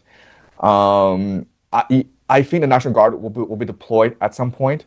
They already have this plan to deploy the National Guard to all major American cities by April. And they've been talking about this for a few months. And that's a detailed plan. Like this American invasion of Iran it's a dumpster fire. But they actually have a concrete plan, a detailed plan for how to deploy the National Guard using the Minnesota model. Okay, so I think that's going to happen. What's the Minnesota model? Just provoke as much Oh, right. street warfare as possible, and then you justify it by deploying the National Guard, right? Yeah. Because those ICE people went in looking to film conflict on social media to provoke people. Then the midterms is something that I'm up in the air about. It seems as though Trump is intent on cheating in some way. During the State of the Union, he said that we have to pass the Safe America Act, and which is like you need voter ID. You need to make sure the elections are secure, right? Which means you have National Guard troops everywhere, which means that it's hard for people of color to want to go vote because they're clearly being intimidated. Okay, so I think the midterms will be a dumpster fire. I mean, it's going to be so controversial. I also think that people will be surprised by how lame the Democrats will be in this process. The Democrats are going along with it because they believe that, well, first of all, they want this war to happen because they've been co-opted by the Israel lobby as well. But also they think that this is our perfect opportunity to get rid of Trump, right? Because after 3 years of this, he's dead. Like, he's gone. I mean, and so we'll just wait. We'll just wait. We won't even worry about the midterms. We'll wait 3 years from now. When we win back in 2028, we'll go after all these guys for what they did to us. Right. Okay. So I it's either Trump ahead. is trying to run for a third term. He's hinted at that a Yeah, lot. yeah. Miriam Yeah. Adelson said that they want to pull more money, and also JD Vance would just be more Trump, but Trump would work through JD Vance again. He's been funded by Peter Thiel. Did you see that there's a lot of people speculating that Iran is looking at your videos to strategize how they could win because of how much you predicted? Do you think that there's any sort of basis in that, especially the prediction of the desalination plants? I'm wondering if you think, or you even conceptualize like how impactful your videos are. I think it's actually insulting to say that the Iranians are just, watching my videos, because, all right, the entire point of game theory is that once you're in the game, the structure of the game, the nature of the rules determines how you behave. Okay, so let's do a thought experiment. Let's just say we go back in time, like back to the beginning, like 1920. Okay, and we present documentation, just millions of documents showing that, oh my God, guys, we're headed towards the Great Depression. We're headed towards World War II. The Nazis will rise. The Soviet Union will rise. Okay, and we tell them exactly how to prevent this. I guarantee you, this would change nothing. Okay, this would change nothing at all. Why? Because people, when they're in a game, they're looking to maximize their outcome, and that determines the nature of the game. So basically, I made these predictions based on my understanding of the different motivations of the players and the structure of the game. You go after desalination plants because they don't have water. I mean, like water scarcity is a huge problem in the Middle East. Yeah. So I think it's sort of insulting to the Iranians to say like they're not capable of their own ideas. Right. What I'm saying is it doesn't. What I'm saying is it doesn't matter who you are. Once you're in a certain game, and these are the structure, these are the rules and incentives, then you respond accordingly to optimize your the outcome. And like information from outside does not impact the way players behave, Yeah. right? Yeah. Like it's the same thing as you know. I'm sure you play Texas Hold'em poker, right? When you're playing a hand, do you really care what others tell you to do? Like you know, if people are giving you information and their information is actually going to be more objective than your information, you don't care because at that point you're driven by your emotions. At that point, you're invested in your own strategy, right? So first of all, you know, it's absurd that people would think this, and I think it's also insulting. Also, by the way, this would put my personal safety at risk, right? You're right. Because you know the Americans are going to lose this war, and guess who's going to blame? I'm going to blame for the stupid thing, right? And like I'm just this random high school teacher in Beijing, and I am going to impact the outcome of this war. Yeah. But the reality is that people will want a scapegoat, right? Yeah, So but it's so funny that, too, because hubris is the downfall of these empires. You've accurately cross-analyzed, and you've seen how empires have collapsed. This is the result of all the mistakes that Epstein regime has made so far. Is the result of their own arrogance. Marco Rubio saying Iran did not pose an imminent threat on America, major mistake. Hegseth saying that Iranians are the only ones that should be afraid are the ones that think that they're going to stay alive, major mistake. Trump bombing the school, major mistake. And this could have all been easily avoidable if they understood that they needed to reanalyze and strategize based off of their arrogance. And a lot of this is probably the result of, you know, years of American dominance, but also more recently the Venezuelan regime change, where it was so easy and they loved being able to flex their helicopters and show imperialism and flex the American muscle. The arrogance is why they could lose this war. Again, the troops that just came back and they come wrapped in the American flag, Trump doesn't even take his hat off. This is a signal to all U.S. troops. Wait, I'm dying for Israel and you can't even show me respect and take off my hat when I'm in the coffin. So all the mistakes that Iran could make, its strategy and its, you know, not foreseeing things properly, all the mistakes, you know, Epstein regime are making are the result of their own ego, which does support your great idea of the downfall of ego. But I mean, once you're right. Once you are set in this position in this game, there really is no changing it. there just isn't. I mean, once you leave the game, once you lose the game, you're capable of reflection. But like once you're in the game, you just act out your emotions. And what's good about your outside perspective as a high school teacher in Beijing is that you can see the left-right politics slop and understand that this is just like the infighting is encouraged from the same regime that like the leftists will say that we hate Israel, but then also talk about left-right issues and get all riled up about ICE. What advice would you give? Because I agree. I've been saying the whole year that I'm not left, I'm not right. People call me a communist. They call me a Nazi. They call me everything. But I am just somebody who follows God and I want what's right. I don't think it's right and left. I think it's right and wrong. How would you advise people to get out of this mental trap, this prison of secular politics? Yeah, courage, man. Just reach out to your enemy and have a conversation. It's that simple. All right, because like right now, you're under the perception that your enemy is demonic and you have to fight this person. But when you actually sit down with a person and have a cup of coffee, you recognize the humanity in the other person, but you also recognize the humanity in yourself. Okay, that's what we need to do as a human race. Okay, we need to sit down with other people and have real conversation. No more like these online debates, right? Don't go on TV and like have these shouting matches because it's all for TV. Just have an intimate conversation with your neighbor who you disagree with. Just have a conversation with someone who voiced an opinion in school that you disagree with, and try to come to an understanding of the other person's viewpoint. Empathy is what's going to save us, and that's it. I'm trying my best, but man, people love their echo chambers. Yesterday I had a good call with Nick Fuentes, who we disagree upon a lot, but we understand that we're both goyim in this situation and there's a greater problem.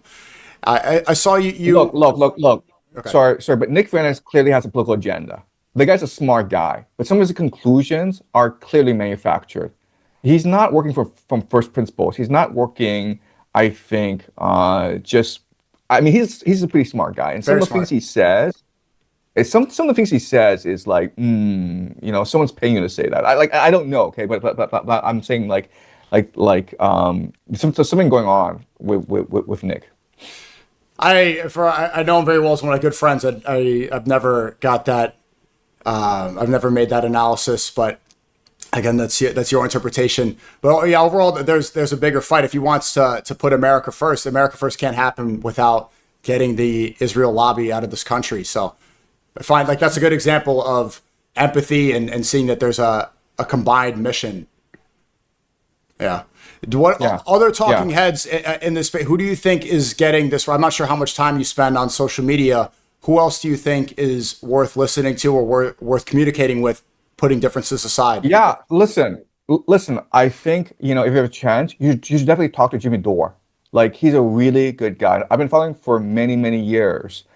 He's actually one of the first I followed on the internet. Before I just got my news from mainstream media, New York Times, Wall Street Journal, and then COVID happened, then Ukraine war happened, and Jimmy Dore has been right on so many issues. I think he's a very principled person. I think you should definitely reach out to him. I'm not sure if you've seen his show. Jimmy Dore, no, I'll reach out to him. Is he British? Yeah. Oh, no, I'm not sure. No, Jimmy Dore is American. He's based in LA. Okay, He was a stand-up comic for right. many years, and now he has his own show. So I think that Jimmy Dore is really good. Another person you should talk to is Tucker Carlson. I want I to. think yeah, he's been doing God's work these past few years. I think in January 2020, Trump assassinated General Qasem Soleimani. You're right. And at that point, it was basically World War III. But Tucker Carlson got on a plane, flew down to Mar-a-Lago, and convinced Trump to de-escalate. Okay, so and I was writing to my friends like this guy Tucker Carlson, for whatever reason, he just saved us from nuclear apocalypse. When he was on Fox News, some of the segments were just really wonderful to watch, and really extremely well done. So if you have a chance, you should definitely talk to Tucker Carlson. Um, He's a yeah, perfect example of somebody who got out of the idea of right wing politics and sees it as right versus wrong. Right? He was a neocon and he was very supportive of the Iraq War, but at least he has the balls to admit that this was a major mistake in Iraq and he doesn't want to repeat it. So many others are more loyal to the idea of American empire, Trump, right wing politics than they are to what is true. At least Tucker is able to see, okay, well, I made a mistake and I don't want this repeated. I care about my people and the future of the world. So many people, their egos prevent them from saying what they know deep down to be true. That this is wrong. yeah. Yeah, and Tucker Carlson has had an incredible journey because he started his career on CNN on a show called Crossfire. I'm not sure if you know about this, but that show was just the worst TV possible, because it was just trying to stir up as much conflict as possible. But he's had an incredible evolution, and now he really is the most powerful media figure in the United States, and I hope he becomes president one day. I mean, I sincerely hope that if he becomes president one day, America will be a much better place. I'll ask you one more. This was a great conversation. So a lot of people are, the idea of the Dajjal, which in Islam is the same word for the Antichrist, and this is an ushering in the end of the Yeah, world. We both agree that this is yeah. what this is about, and this is the pretext for the end of the world. Do you, again, you're not predicting dates, but what do you see as the timeline? Should we basically, when is the end of the world? What can we expect? So the Antichrist is a very interesting idea. I don't think it's a person. I mean, I think it's a concept. I think it's an idea, right? It's the Antichrist is just the Pax Judaica. It's the surveillance state, right? The mark of the beast, where everyone has a microchip embedded in his bloodstream, and there's digital currency, and everything you do is monitor. That the mark of the beast. That I think is the Antichrist system. So I think with the coming of Pax Judaica, it's going to accelerate the coming of the war of Gog and Magog. because that really is the end of the world, right? The war of Gog and Magog. And in many ways, we can see like they're planning ahead.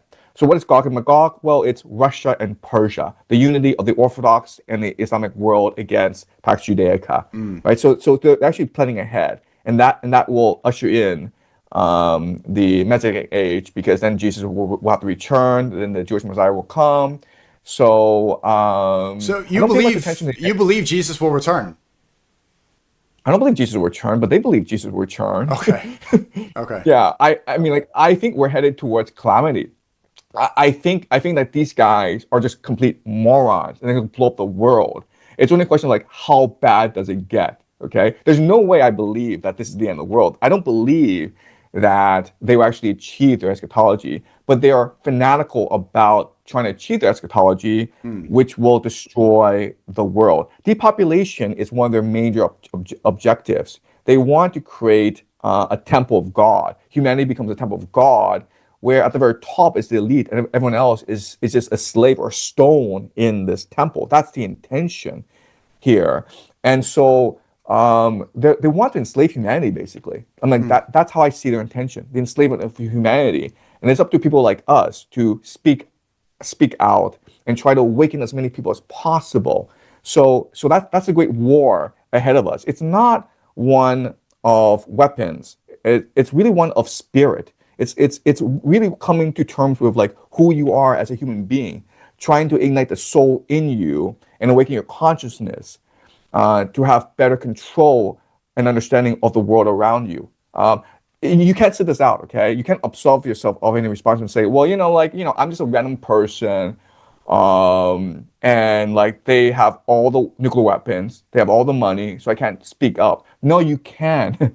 You can't, because remember the law of cause and effect, where we're all unified. Just if one person chooses to speak up, that encourages another person to speak up as well.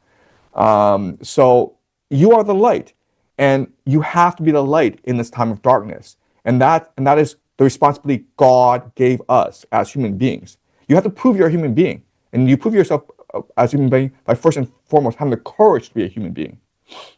Yeah, real wealth is knowledge. Real wealth is from within, and it's from doing the right thing in this short life and this human experience. Exactly. That's exactly. the That's best exactly thing you can do. right. And so, are Yeah. you? And really, sorry, but that's the only thing we can do. Okay. Yeah. Like just be a good person. Just show kindness in a time of tribulation. So, are you back from vacation now, or can we expect more? You're back to the lectures, right? Yeah, I'm back to the lectures, so I'm updating, 3 lectures a week. I'm also doing some media interviews, but I'm trying to pace myself properly because, yeah, I sort of blew up, and like everyone wants to talk to me, but this war's not going away, and this is an acceleration, so things will get worse and worse. And so I want to maintain my sanity in the process, and I want to maintain my health. So yeah. Yeah, a lot of people reached out to me asking if they could speak to you. Bradley Martin, my friend, all these people. But it's I'm sure that it's very hectic to keep up with that. And I'm sure you didn't. I didn't expect that whole attack to this coordinated assassination of character on you. But I don't think it was effective at all. And so what else? Yeah, go ahead. No, but it just shows you how desperate they are, right? Like why are you attacking me of all people? But it just shows you how desperate and anxious they are about everything. Mm-hmm. What can we expect from the Predictive History channel and from you in the future? Yeah, so I want to take things we discuss, the Kabbalah and the War of Spirit, and systemize it better and present it to a more general audience in my lectures. Okay, so that's where I'm going with my lectures. I want to write a book on game theory. So I might take a few months off to focus on writing a book about game theory so that people feel more empowered to understand global events. So that's a big project that I'm working on. In the future, what I want to do is to really try to impact the world in a more positive way. And that could mean starting a school, that could mean starting a community, but I really want to give people hope, because right now I'm just showing people how corrupt and evil and stupid this world is, and it's driving a lot of people into despair, and that's not what I want to do. Like I want to be a source of light. I want to be a source of hope. And so I'm thinking of like projects that I can do to give people a sense that there is hope in this world. That's great. I stand by that 100%. I'm looking forward to the lectures. And is there another date? I don't want to like make you commit to anything. When, if you're interested on coming back on the stream in the future. Yeah. No, I love talking to you because you ask great questions. You have a huge audience, and you have a huge influence over the future, over the young people. So, like we can do it a month from now, if you're up for it, Perfect. I look forward to it. So April 8th, something like that. Yeah, yeah. we'll email and correspond about it. Thanks so much for coming on. I don't know if you have any final questions or thoughts that you want to leave the people with, but I greatly appreciate your time. I love the work that you're doing. I thank you for fighting for what's good, and we're going to continue to support you and take these notes. And I love your class, man. It's been really interesting to see how your brain works and your analysis of the world. Yeah. So I'll leave you with this comment that I think is very important. Whatever happens, do not despair.